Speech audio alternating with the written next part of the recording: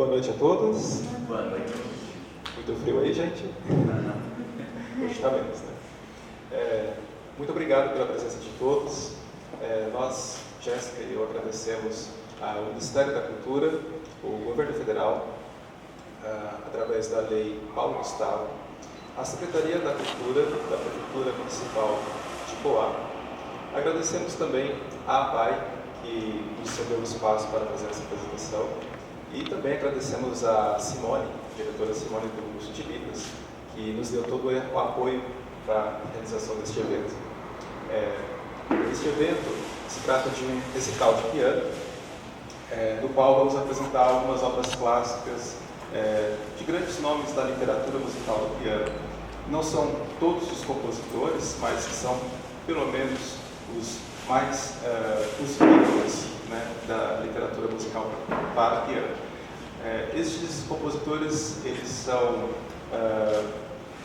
assim, grandes heróis na nossa literatura musical, porque eles tiveram uma produção musical muito profícua, tiveram grandes obras musicais, né, produziram em quantidade e também em qualidade artística muito elevada. Então, por isso, esses compositores tiveram maior destaque na história da música. Deixaram um grande legado para todos nós.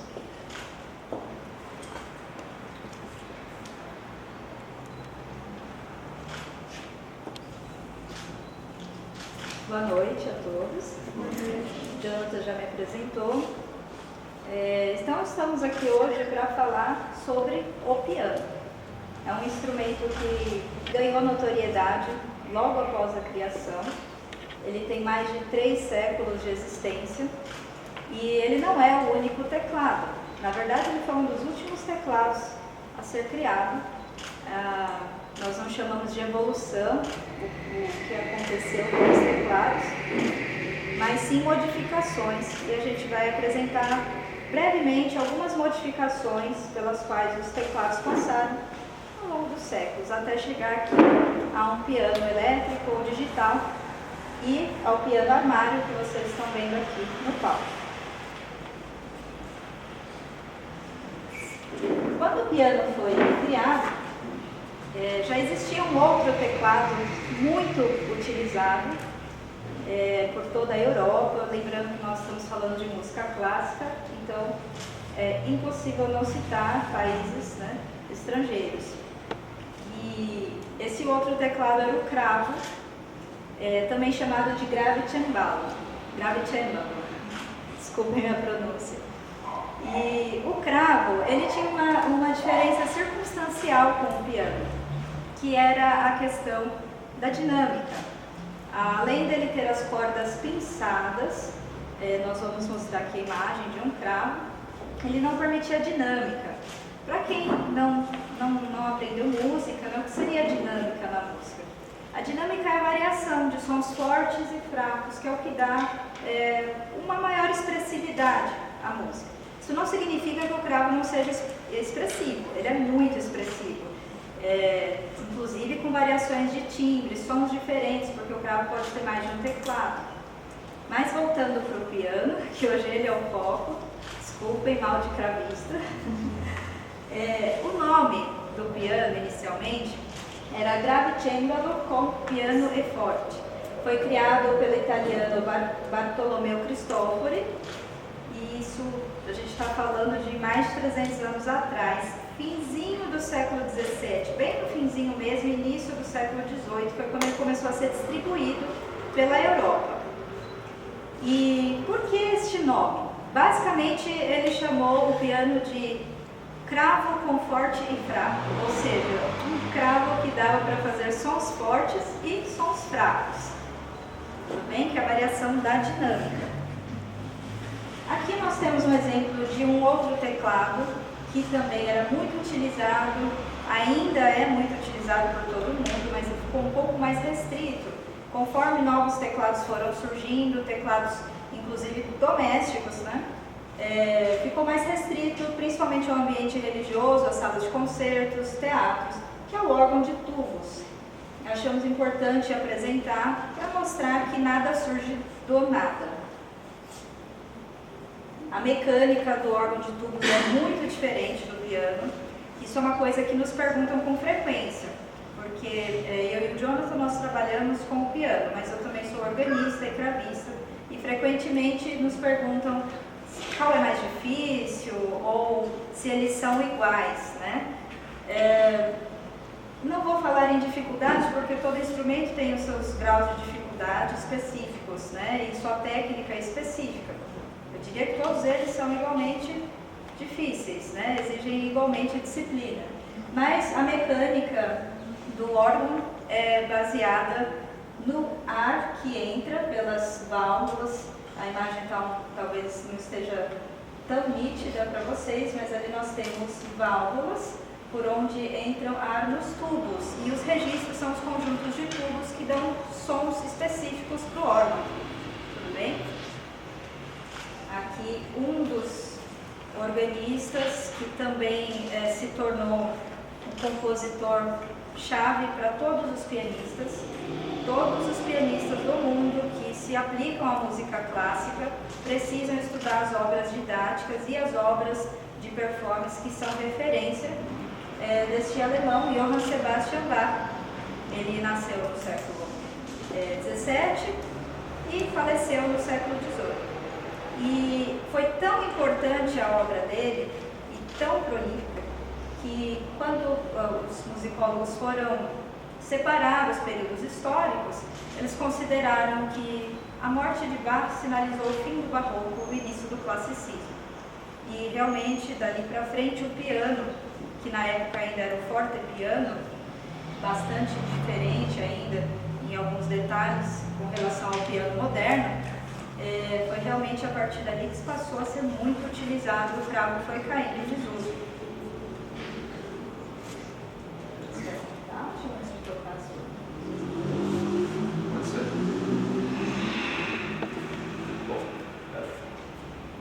Bom, Johann Sebastian Bach foi um compositor que, diferente dos demais compositores do tempo dele, que escreviam tratados teóricos a respeito de técnicas de composição, também sobre técnicas de como tocar o cravo, até mesmo o órgão, Bach ele se dedicou mais à composição, de fato, somente à composição. Não à toa, ele fez mais de 1000 obras, de acordo com o catálogo que temos. Desde obras musicais, que são pequenas peças com um pouco mais de 1 minuto de duração, até obras com quase 3 horas de duração.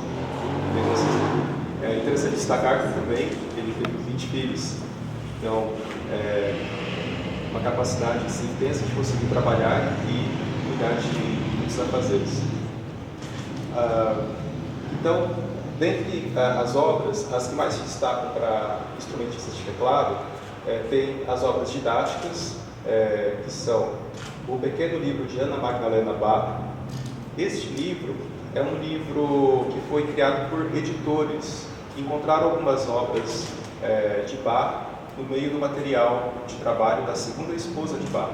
Então, a partir disso, criou-se uma espécie de folclore no meio da música, de modo que se acreditava que aquelas eram as músicas favoritas da segunda esposa de Bach. E, como são peças fáceis de tocar, elas são mais utilizadas na iniciação musical para quem começa a estudar piano. E depois tem as invenções e sinfonias, que são obras também para teclados, que podem ser tocadas no órgão, no cravo, também no piano. E, a partir disso, vem outras obras que têm mais uma envergadura de cunho muito artístico, muito mais elevado, que são as suítes francesas, suítes inglesas, cravo bem temperado, variações Goldberg. São obras bem extensas, que têm vários volumes e são dedicadas exclusivamente aos instrumentos de teclado, seja cravo, também podendo ser tocado no órgão.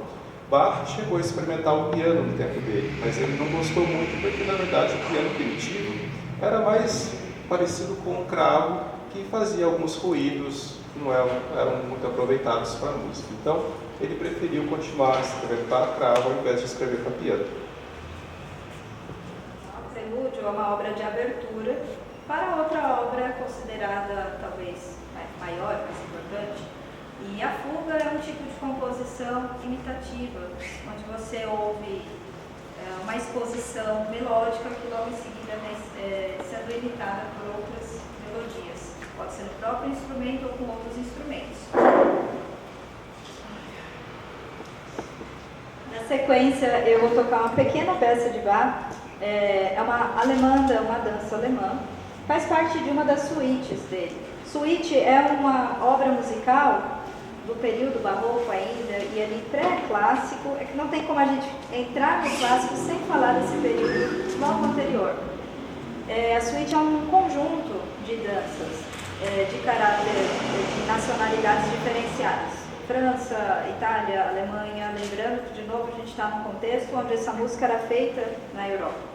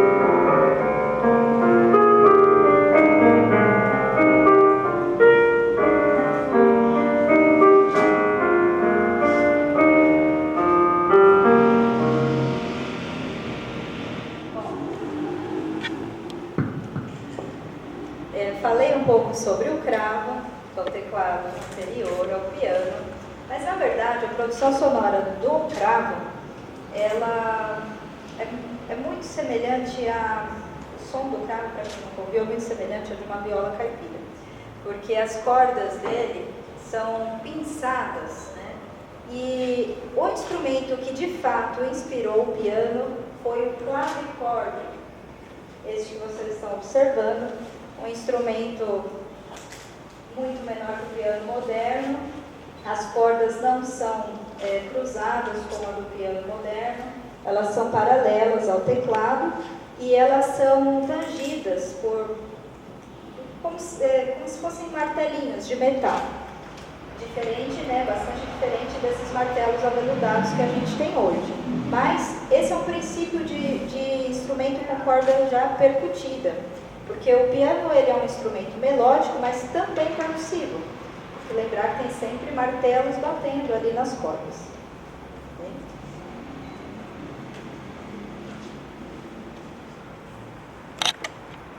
Isso é uma imagem ilustrativa do que eu acabei de falar. Quando a tecla é tocada, aquele pequeno tangente bate nas cordas.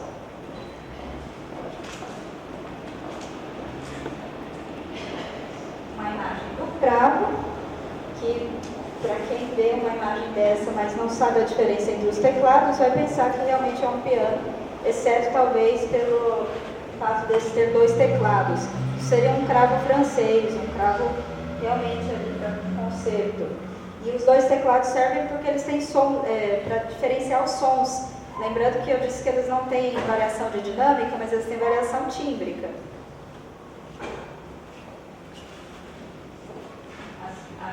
Mesmo mecanismo, aperta-se a tecla e essa peça de madeira, né, ela é chamada de saltarello, ela passa, mas em vez dela martelar a corda, ela passa uma pinça pela corda. E aí chegamos a um compositor que de fato já está do classicismo para frente, que é o Mozart.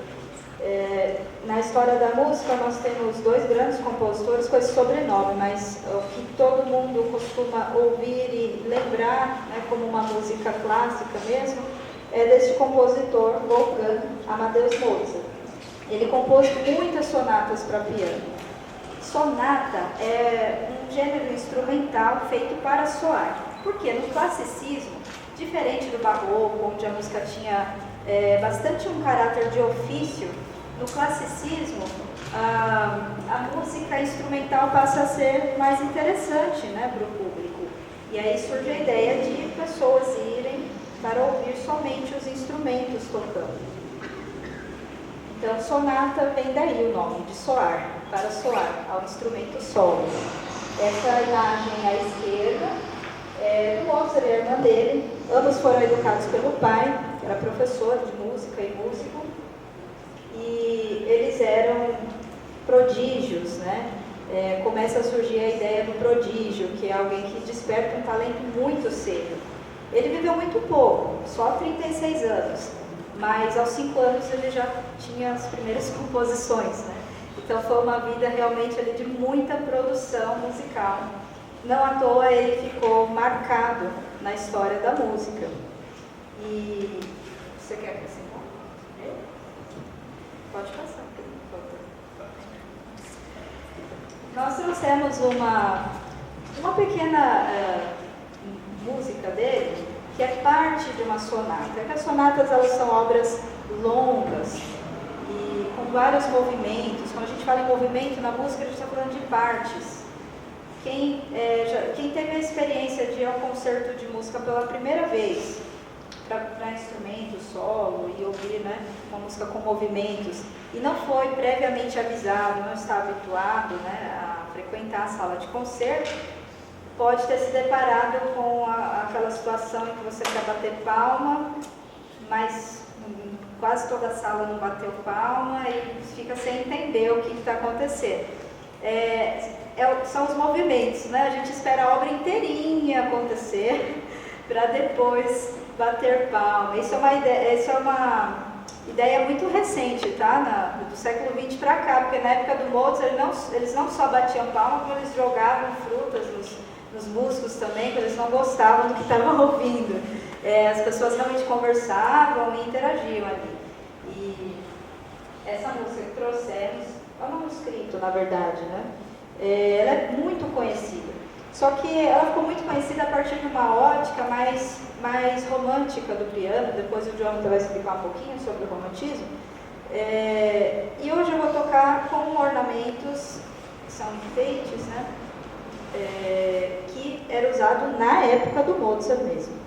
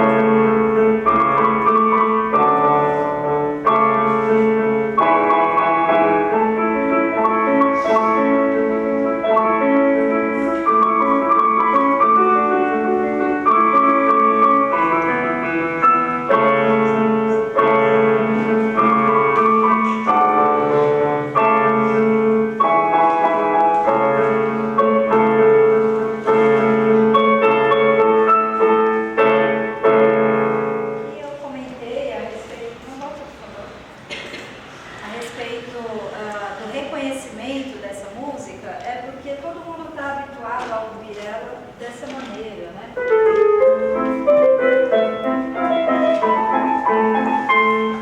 E aqui, na verdade, eu utilizei a ornamentação original, que é baseada na observação dos manuscritos dos músicos, né? Aí, quando a gente fala em recital de música, em concerto de música, a gente entra no assunto da performance. O performer é o músico que quer apresentar algo baseado naquilo que ele aprendeu sobre a vida, o estilo e a obra do compositor. E uma das formas da gente buscar isso é analisar diretamente da fonte. Hoje, com a internet, nós temos esses manuscritos, esses músicos, e temos acesso a isso.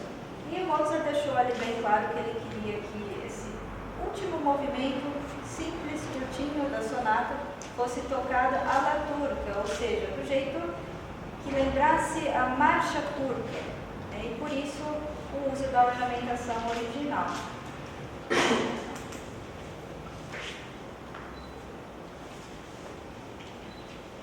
Aí nós temos o fortepiano, é o piano primitivo que o Jonathan comentou, só uma imagem dele. Ele podia ter uma única corda associada a cada tecla, esse aqui tem 3, uma única ou mais de uma, foi sofrendo modificações. E uma outra diferença é que o pedal do fortepiano, vocês podem ver, não tem pedal nenhum, o piano moderno ele tem. O piano eletrônico que estamos utilizando também tem um pedal ali eletrônico. O pedal dele não está visível, mas a gente aciona com o joelho, ele está abaixo do teclado. Quem teve pianistas modernos que tiveram experiência de tocar um fortepiano estranha um pouco isso, acionar a pedalização com o joelho. E também a variação de volume baixo, volume muito forte, né? A variação é muito mais intensa, tem que tomar muito mais cuidado, muito mais sensível esse instrumento.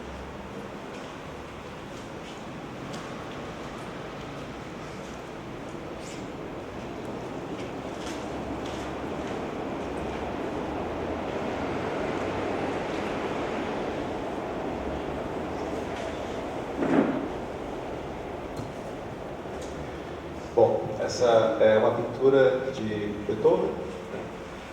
Beethoven foi já um compositor do classicismo, final do classicismo. Ele pega a transição do século XVIII para o XIX. E ele é um compositor que também abre uma transição para o romantismo, na música romântica do século XIX. Romantismo no sentido de música sentimental, dramática, mas os musicólogos trataram de definir a produção musical do século XIX como um período do romantismo, porque os compositores eles passam a escrever músicas com base em histórias, poemas, pinturas, escrita de ficção, literatura em geral, né?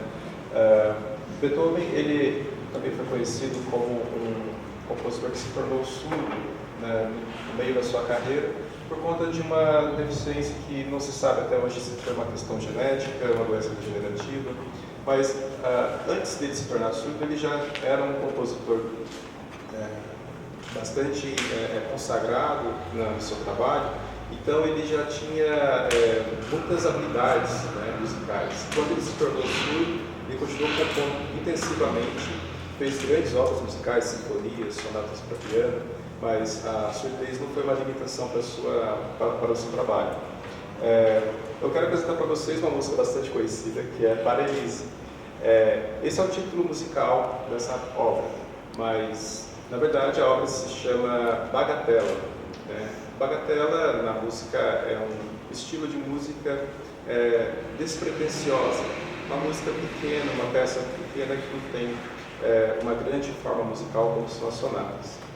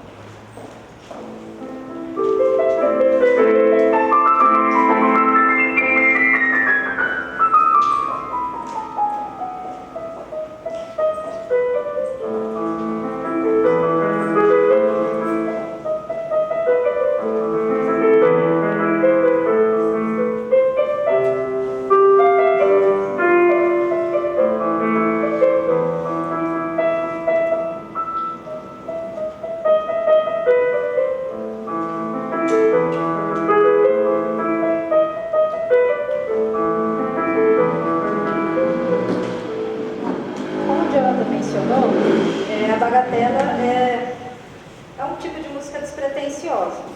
Né? E o nome dessa, para Elise, como o próprio nome diz, foi dedicado a alguém chamado Elise. Era muito comum que os músicos dedicassem suas músicas para alguém. Muitas vezes eles nem colocavam nome na própria música nesse período, mas dedicavam para alguém. Tudo bem? E esse compositor bastante falado na história da música, você pode mudar para mim, sabe?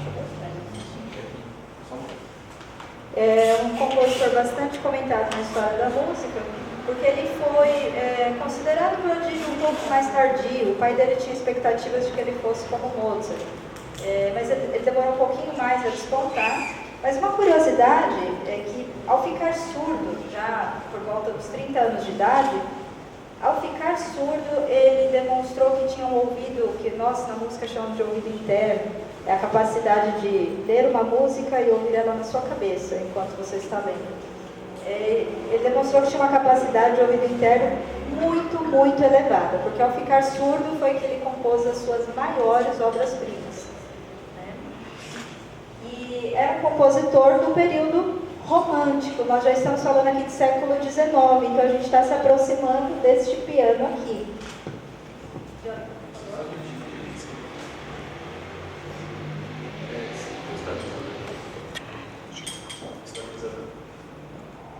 Bom, voltamos ao ar. Na imagem vocês podem conferir agora dois pianos modernos. O piano à esquerda é um piano conhecido como piano de cauda, porque ele tem essa parte, esse comprimento, a extensão da corda. E o piano de armário, como popularmente é conhecido, piano de armário, mas convencionalmente é chamado de piano vertical. O piano vertical de armário, como este que vocês têm aqui, esse piano da Alpine, é um piano para estudante ou para se fazer ensaios musicais em coro musical, ou para tocar com outros instrumentistas, mas este não é legitimamente o modelo de um piano moderno, porque este é uma versão para estudo ou uma versão residencial. Né? O piano legítimo, moderno, é o piano de cauda. É um instrumento adequado para teatros, salas de concerto, porque esse piano é capaz de produzir uma potência sonora sem necessidade de microfonação. Né? E para salas com uma acústica ideal, onde dá para até pessoas, assim, mais de 1000 pessoas sentadas, ouvirem muito bem esse piano sendo tocado.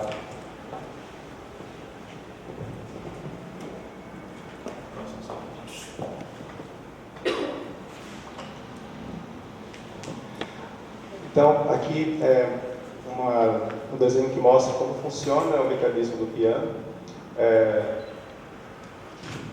O teclado, ele aciona um conjunto de alavancas internamente ao piano, e dessa forma, essas alavancas, elas empurram a marteleira.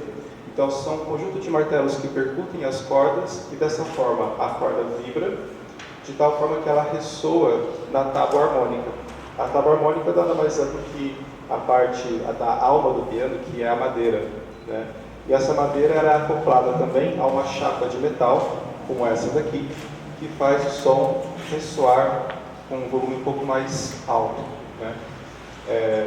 Eu vou desmontar uma parte do piano de armário para mostrar para vocês o tamanho da tecla de piano. E aí eu vou passar para vocês terem um conhecimento uma experiência mais concreta. Então, esse é o conjunto de martelos que percutem as cordas do piano. Aqui na frente vocês têm, mostra para eles os abafadores. Essa parte são os abafadores. Esses abafadores, eles mantêm as cordas presas para elas não ficarem vibrando. Então, quando você aciona uma tecla do teclado, essa tecla aciona esse conjunto de alavancas abaixo, ao mesmo tempo que afasta o abafador da corda específica. E assim o martelo vai bater naquela corda ao mesmo tempo que o abafador é afastado. E assim somente aquela corda vibrada. Isso significa que é para quando você estiver tocando, não ficar aquele monte de eco, né? Os abafadores estão ali, num piano que esteja com a mecânica adequada. Quando a gente ouve um piano que está ressoando demais, sem o pedal para sustentação, que o Jonathan vai explicar daqui a pouquinho, está acionado, então a gente já sabe que tem algo errado com uma parte da mecânica do piano, os abafadores, no caso. Ele está passando agora a tecla do piano. Todo mundo enxerga ali aquela partezinha branca, mas a tecla é comprida.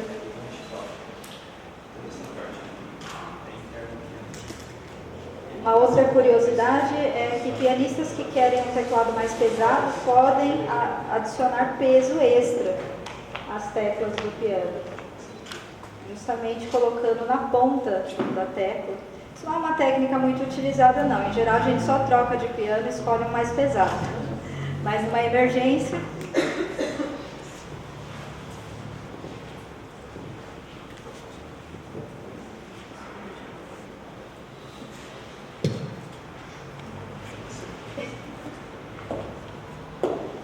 Bom, Frédéric Chopin é um grande compositor consagrado também na história da música. Ele foi polonês, mas passou toda a sua vida na França, vivendo exilado na França por conta de uma situação política na época na Europa. Era um momento de muitas guerras imperialistas entre a Rússia e o Império Austro-Húngaro. E ele é conhecido como poeta do piano, porque ele compôs muitas obras também para o instrumento, mas com um caráter bastante lírico. E talvez por conta desse exílio dele na França, esse exílio fez com que ele fizesse um tipo de música bastante nostálgica, né? De modo que ele demonstrava através da música uma espécie de um sentimento muito afastado, de uma grande saudade da sua pátria. Vou tocar agora uma valsa de Chopin. A pronúncia que ficou mais conhecida é essa, Frédéric Chopin, por conta de ele ter passado um importante período da vida dele na França. Mas a pronúncia do nome dele polonês, que a ascendência dele, totalmente, nacionalidade, desculpa, polonesa, Chopin, a pronúncia original. E é nesse período também que nós já temos o piano consagrado como um instrumento que é conhecido hoje, um instrumento muito expressivo, muito lírico e muito versátil também.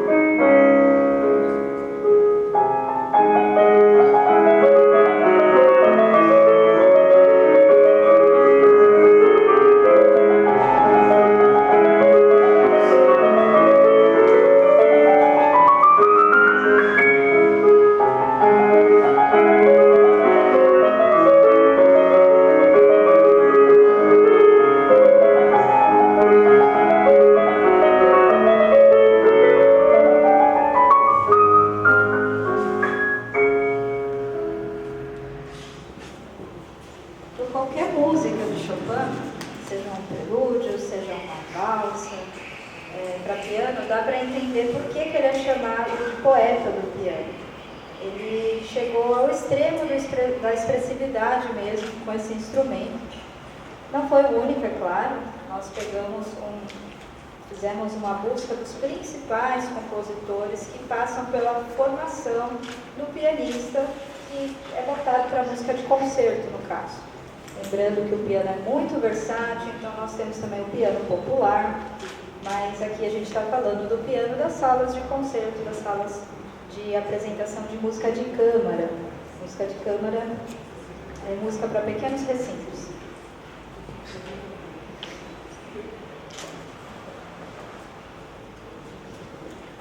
Esta é uma fotografia de Franz Liszt. Franz Liszt foi um grande amigo de Chopin, foi um compositor húngaro, bastante importante também na história da música. É interessante algumas datas. Chopin é nascido em 1810 e Liszt 1811, mas Chopin, infelizmente, ele faleceu assim, relativamente um pouco jovem, né? Em 1849, aos 39 anos, vítima de tuberculose, que era um mal da época. Né? Mas já Franz Liszt não, viveu bastante bem. Ele chegou quase ao final do século XIX, então ele viu bastante transições musicais. Ele foi um compositor que avançou muito com técnicas da composição e fez muitas obras para piano. É o compositor mais virtuosístico, escreveu obras musicais muito difíceis para o instrumento e ajudou também na evolução na versão do piano moderno. Fez com que o piano, assim como Beethoven, fez com que o piano tivesse essa chapa metálica, né, acoplada à tábua harmônica, que é uma tábua de madeira, porque antes o piano era um instrumento mais voltado para recintos fechados, né, para pequenos palácios, para se fazer uma música assim, um ambiente mais pequeno. Já Liszt, Franz Liszt, ele é uma espécie de músico popstar na época, né? Ele que inaugura a ideia do recital de piano. Então, o piano passa a ser mais voltado para o público, para que as pessoas possam ver a virtuosidade do pianista, né?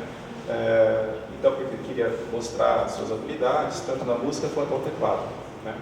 Então, ele cria essa ideia de uma música voltada para a plateia, para salas maiores, palácios ou versões de teatros para grandes públicos. Eu vou apresentar uma peça de Franz Liszt que o título dela é Prelúdio. É uma música que tem um caráter mais improvisativo, que tem vários efeitos, mas é uma música monotemática, só tem apenas um único tema.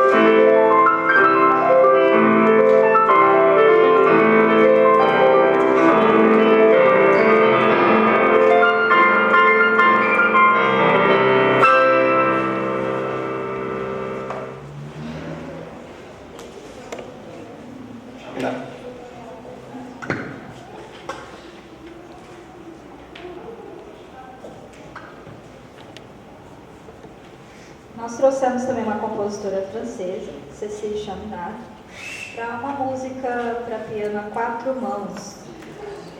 No século XIX, começam a despontar algumas compositoras. Ainda era um tabu muito grande a mulher trabalhadora, né? E, embora as pessoas tenham a ideia do músico sendo um artista, alguém que tem um talento, né, para algo especial, É importante lembrar que durante toda a história da música, os músicos foram vistos apenas como trabalhadores. Não era algo assim extraordinário. Então, trabalhar com música era uma coisa muito restrita, muito difícil para as mulheres nessa época. Mas nós já estamos aqui no século XIX.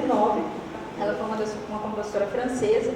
Tivemos também um outro expoente no Brasil, a Chiquinha Gonzaga, né? Dela trouxemos uma música romântica para piano a 4 mãos. Quando a gente fala de romantismo na música, a gente não está falando de romance e amor, tudo bem? É só o século XIX que artisticamente significa uma produção de obras muito expressivas. E o piano a 4 mãos é para 2 pianistas, né? Acho que o próprio nome deixa claro.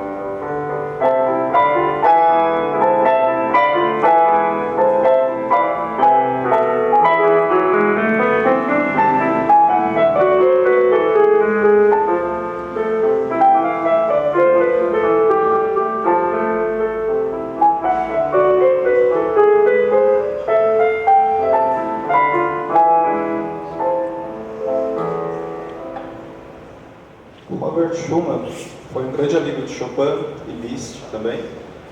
Ambos nasceram na mesma data, 1810. Enquanto Chopin era polonês, Robert Schumann era alemão. Ele é um caso bem interessante porque ele foi estudar música tardiamente. Começou a estudar piano por volta dos 20 anos de idade. E se tornou um pianista virtuoso, mas infelizmente ele teve uma tendinite e parou com a carreira de piano. Então ele se dedicou à composição. Ele se casou com uma pianista, que era uma pianista brilhante, a sua esposa Clara Schumann, que também era compositora e produziu grandes obras para piano. Mas ela dedicou a vida também divulgando o trabalho do seu marido, Robert Schumann.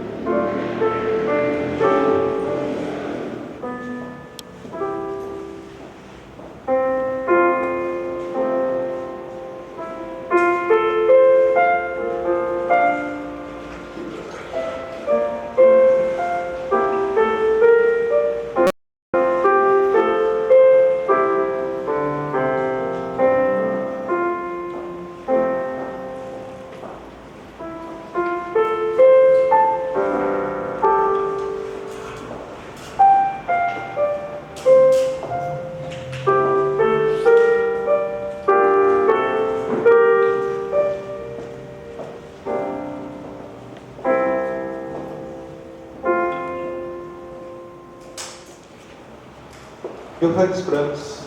Johannes Brahms também foi compositor alemão. Foi amigo de Chopin, amigo de Schumann, mas era, de certa forma, um inimigo de Liszt, porque, embora ambos fossem ali da região da Alemanha, Liszt tinha uma concepção musical muito diferente da de Brahms. Brahms seguia a tradição de Beethoven e Liszt pensava numa música mais moderna que a de Beethoven. Johannes, assim, na música era um pouco mais conservador, as antigas formas musicais. E ele fez bastante obras para piano. Um grande exemplo de quem começou a estudar música tardiamente, ele começou a estudar composição em piano. Na piano ele já estudava desde a juventude, mas composição só a partir dos 30 anos, ele começou a compor intensivamente, como dedicado a esse trabalho como compositor. Ele fez bastante peças para piano e também para piano a quatro mãos. Nós vamos tocar 3 valsas de Brahms.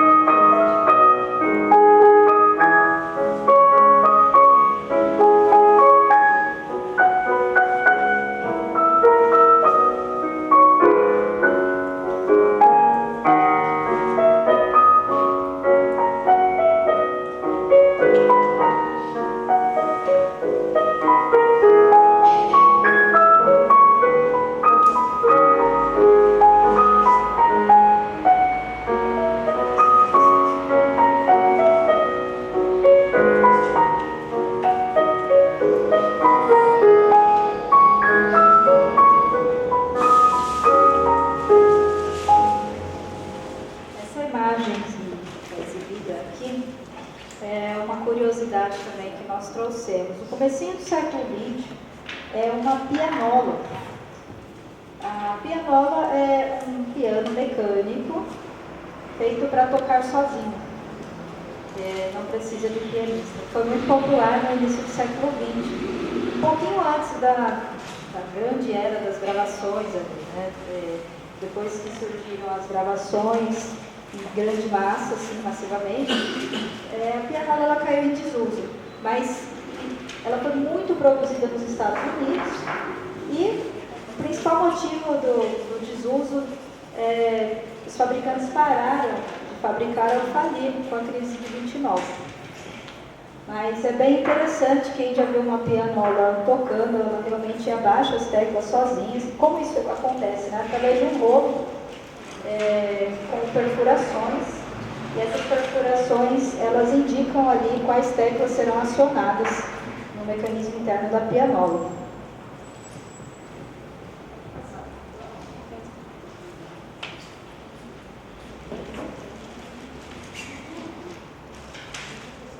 Aqui é só a imagem ampliada do rolo perfurado.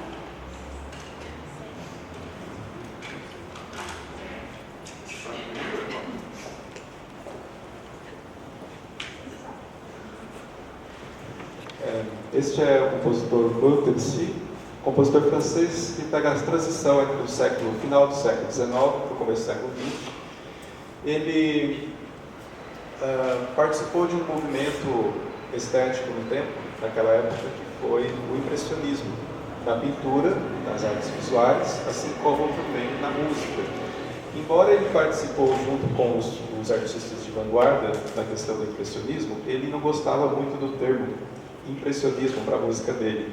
Ele achava que a música dele não era de impressões, porque isso remetia a uma ideia de coisas sentimentais. Mas ele acabou aderindo por uma questão de uma estética artística de vanguarda. Ele aderiu a este conceito. Mas ele tinha uma grande influência através de Chopin. Não chegou a conhecer o compositor Chopin, claro, porque Chopin faleceu em 1849. E Debussy é nascido em 1862, né? Então, mas Debussy era um grande apaixonado pela música de Chopin e, através da música de Chopin, ele desenvolveu um tipo de música de certa forma romântica, mas ele buscava expressar, através da música, como ele mesmo dizia, o vento, os pássaros, o mar. Então, a música dele é cheia dessas impressões. É claro que os sons musicais não significam o mar, o vento, os pássaros, mas, ao contrário dos românticos que se espelhavam, se inspiravam na literatura, nas artes visuais, para poder compor obras musicais, Debussy, já está no começo do século XX, ele passa a ter como inspiração a natureza, também a humanidade.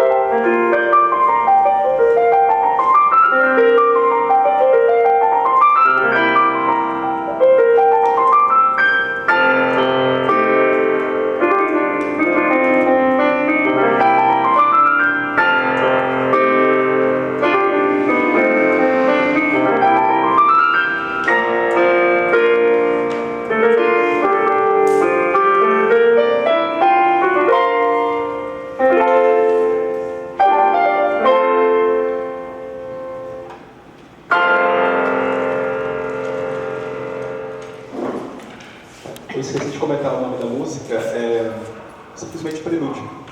Prelúdio é todo tipo de música que é uma forma livre. Pode ter vários temas, ou único tema que é variado muitas vezes. Agora a Jéssica vai tocar outra obra de Debussy também, que é conhecido como Clair de Lune. Em tradução livre significa ao luar. Então remete àquela coisa do impressionismo mesmo. Não que a música, por meio dos sons, retrate exatamente o luar de uma noite de lua cheia, mas o título é sugestivo.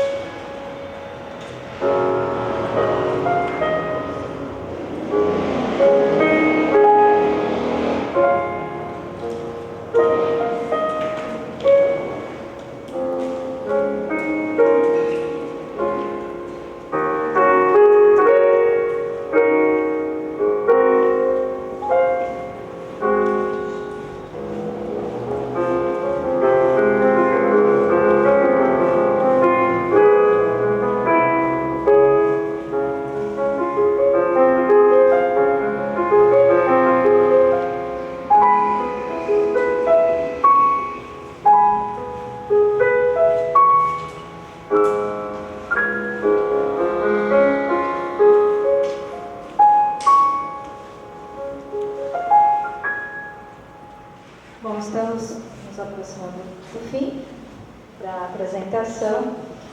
Aqui chegamos finalmente ao piano elétrico ou eletrônico, que é este que vocês ouviram hoje. Ele foi desenvolvido na primeira metade do século XX, mas passou a ser bastante utilizado na segunda metade do século XX em diante. E aqui são alguns compositores que, embora a gente não vá apresentar, nós não poderíamos deixar de comentar. O da esquerda é um retrato do padre José Maurício Nunes Garcia. Ele foi um compositor brasileiro que viveu entre o período clássico e o romântico. Ele é chamado, às vezes, de Mozart brasileiro. Ele nasceu, viveu e morreu na cidade do Rio de Janeiro. E ele enfrentou diversas dificuldades como compositor. Ele era realmente genial. Mas precisamos lembrar o que acontecia aqui no Brasil no século XVIII, a escravidão. E ele era filho tanto por parte de pai quanto por parte de mãe, de duas pessoas pardas que tinham carta de alforria. Então ele enfrentou muitos obstáculos para conseguir ser um compositor reconhecido. O principal obstáculo foi o racismo. O segundo obstáculo era a questão financeira. Mas ele chegou a se tornar o compositor da corte real portuguesa quando os portugueses vieram para o Brasil.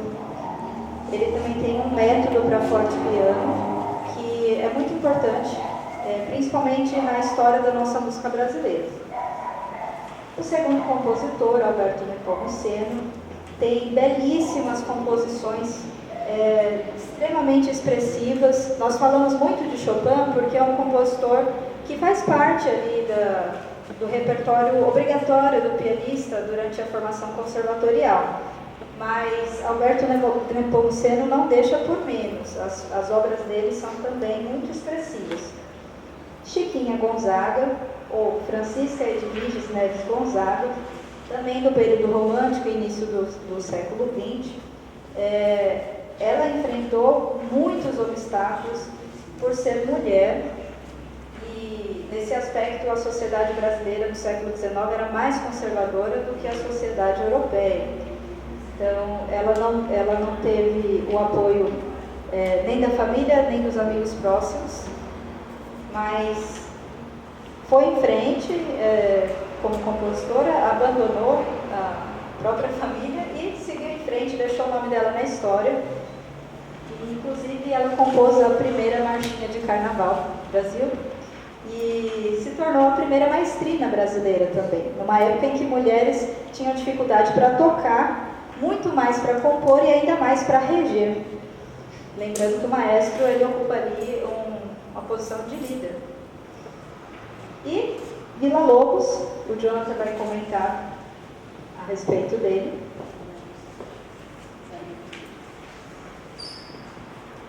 Heitor Villa-Lobos foi um caso de prodígio na música. Desde cedo ele tinha muito talento, tocava violoncelo, tocava um pouco de piano e conseguiu uma bolsa de estudos para a Europa. Alberto Nepomuceno também estudou na Europa com grandes compositores da época. Ele inclusive estudou com Johannes Brahms, compositor que nós já apresentamos aqui. E a música de Alberto Nepomuceno tem muita influência de Brahms na estética musical dele. Mas já Villa-Lobos, como está no começo do século XX, tem uma grande influência da música francesa e da música russa, de vanguarda da época. Ele era amigo de Debussy, compositor que já acabamos de apresentar, e a música dele tem bastante características do nosso folclore brasileiro. Ele pega vários temas folclóricos e faz toda uma harmonização bastante contemporânea da época, com bastante dissonância, bastante ritmo, bastante interessante. Mas agora, para encerrar, vou apresentar a obra do compositor Ernesto Nazaré, que foi um amigo de Villa-Lobos. Villa-Lobos adorava as composições, a música de Nazaré. Era um compositor que também tinha bastante influência através de Chopin. Ele queria que as suas composições se eternizassem na história da música como a obra de Chopin. Mas ele também fez algumas músicas de um cunho certo popular. Vou tocar uma música que é chamada de Brejeiro, é o título que ele deu para sua música. É um tango brasileiro. E a música que vocês devem conhecer. Através de outras adaptações, é uma música que já foi tocada para vários outros tipos de instrumentos. Então, eu vou apresentar a música originalmente como ela era no piano.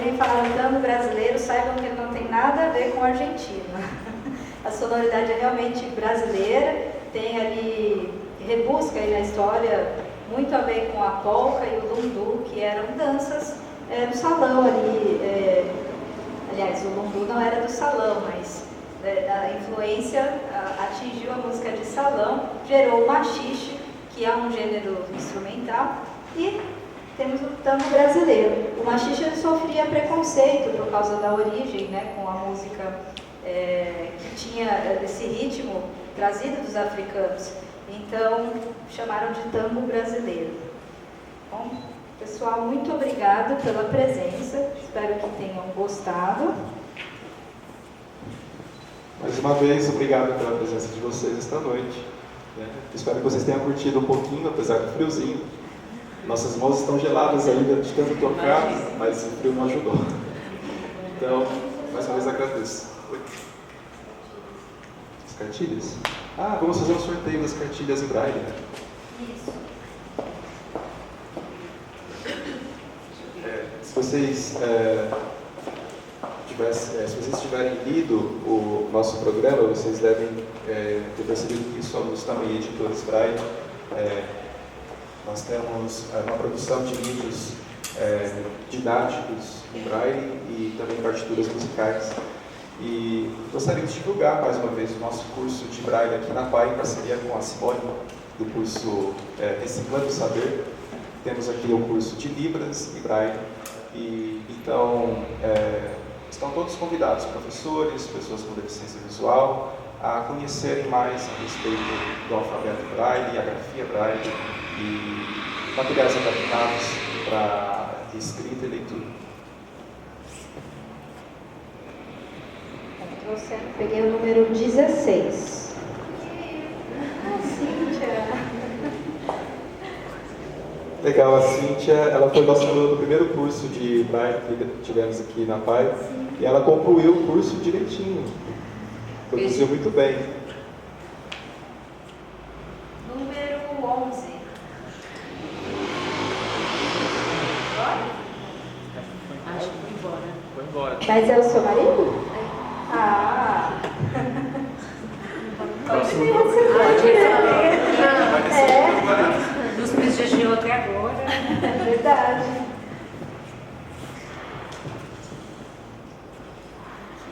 Parabéns. Posso dar uma sugestão? De prestigiar aquele casal que veio, até porque o Braille para ele seria bastante, Com certeza. né, fundamental. Eu acho que Tá bem aceita a sugestão. Muito bem.